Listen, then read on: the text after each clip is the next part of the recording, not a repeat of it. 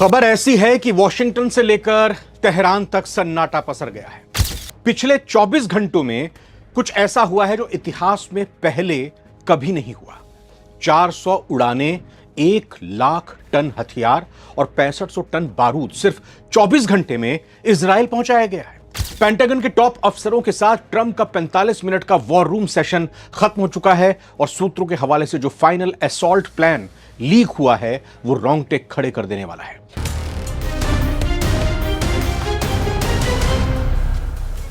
सारी दुनिया पर आज इस वीडियो में हम डिकोड करेंगे कि क्या अमेरिका और ईरान के बीच एक और बड़ा युद्ध फिर से शुरू होने वाला है।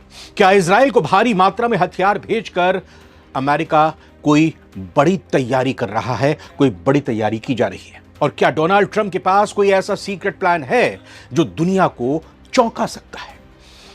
आइए एक एक करके बात करते हैं।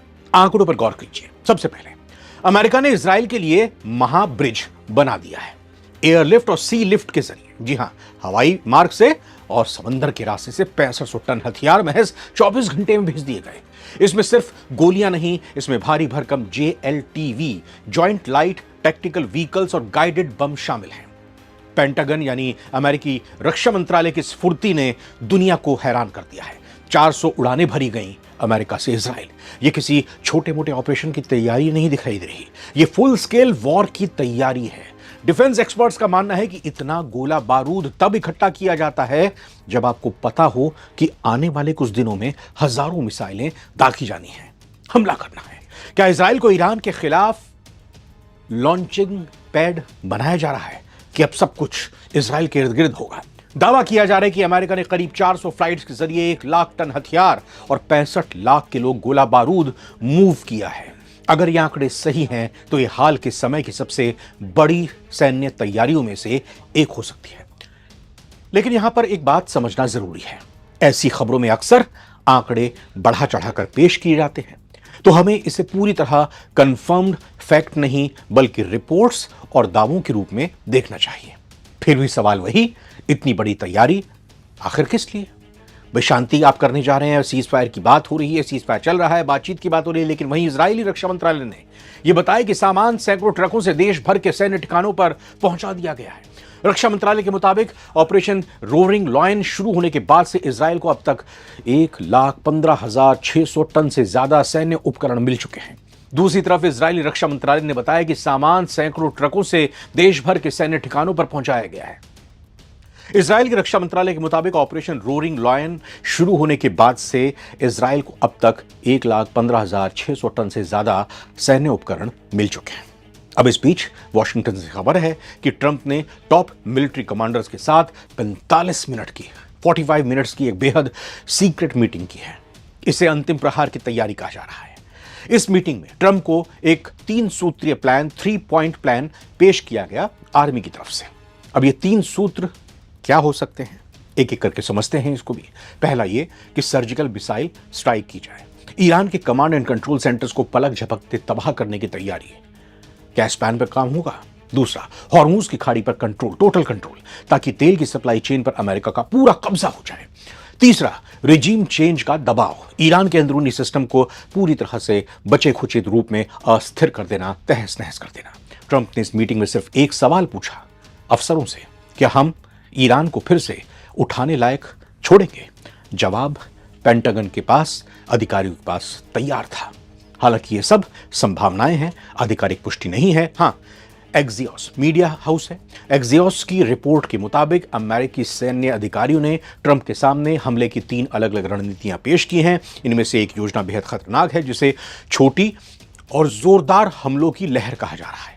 इस योजना का पर्पस जो है, मेन पर्पस, ईरान के महत्वपूर्ण बुनियादी ढांचों जैसे बिजली संयंत्रों, तेल रिफाइनरियों और जो उनके कम्युनिकेशन सेंटर्स है, संचार केंद्रों को पलक झपकते ही तहस नहस करना है। अमेरिकी सेना को उम्मीद है कि जब आसमान से बमों की बरसात होगी तो तेहरान की सरकार घुटनों पर आ जाएगी, ईरान घुटनों पर आ जाएगा, ऐसा उनका मानना है। अमेरिका चाहता है कि इस दबाव के जरिए ईरान को परमाणु मुद्दे पर बातचीत की मेज पर लाया जाए। के साथ दबाव में उनको डालकर बातचीत की जाए और उसे अपनी शर्तों पर झुकने के लिए मजबूर किया जाए। यह रणनीति साफ दिखाती है कि अमेरिका अब कूटनीति के बजाय सैन्य शक्ति के इस्तेमाल को प्रायोरिटी दे रहा है, प्राथमिकता दे रहा है और उसको लग रहा है कि अब हमको ऐसे ही करना होगा। अब बात करते हैं उस हथियार की जिससे ईरान का बचना नामुमकिन अमेरिका मान रहा है। पेंटागन के फाइनल ब्लो प्लान में एक तरह से कहा जाए तो हाइपरसोनिक मिसाइलें शामिल कर ली गई हैं। ईरान के पास दुनिया के सबसे गहरे बंकर हैं, लेकिन हाइपरसोनिक मिसाइलों की रफ्तार और मारक क्षमता उन बंकरों को भी कागज की तरह फाड़ सकती है। बताया जा रहा है कि अमेरिका ने उन ईरानी नेताओं की लिस्ट तैयार कर ली है जो अब इस जंग को हवा दे रहे हैं, अमेरिका के खिलाफ खड़े हैं। यह टारगेटेड किलिंग का सबसे आधुनिक वर्जन होगा। यह प्लान तैयार किया है अमेरिका ने। अगर ट्रंप ने हरी झंडी दे दी तो बिना किसी चेतावनी के ईरान के टॉप ठिकाने आग के गोले में तब्दील हो सकते हैं। और कहा जा रहा है कि टारगेट सिर्फ सैन्य ठिकाने नहीं बल्कि बचे हुए ईरानी नेता भी हो सकते हैं। अगर ऐसा होता है तो एक बहुत बड़ा एस्केलेशन होगा, वॉर को और ज़्यादा आग में घी डालने का काम करेगा। लेकिन फिर वही बात, ये सब अभी रिपोर्ट्स और दावे हैं, आधिकारिक पुष्टि नहीं है। एक्सियोस की रिपोर्ट ये बता रही है, अमेरिका से संबंधित है। ट्रंप की राजनीति हमेशा से ही सरप्राइज पर टिकी रही है, चाहे वो सुलेमानी पर हमला रहा हो या अब इस तरह के महा ऑपरेशन की तैयारी। 1 लाख टन हथियारों का इजराइल पहुंचना ईरान के लिए एक साइकोलॉजिकल वॉर भी है। ट्रंप जानते हैं कि अगर उन्होंने ईरान के परमाणु नेटवर्क को अभी नहीं रोका तो बहुत देर हो जाएगी। लेकिन क्या रूस और चीन चुप रहेंगे, खामोश रहेंगे या खुलकर सामने आएंगे? क्या ईरान की पलटवार की क्षमता को अमेरिका ने कम आंका है? उसके धैर्य की परीक्षा लेगा। 65 लाख किलो गोला बारूद का इस्तेमाल अगर हुआ तो इसका धुआं पूरी दुनिया की अर्थव्यवस्था को काला कर देगा।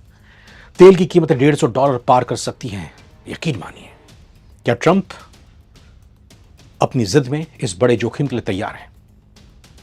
ट्रंप कुछ भी कर सकते हैं। 45 मिनट की उस मीटिंग ने इतिहास का रुख मोड़ दिया है। 6500 टन बारूद अब अपनी जगह पर है।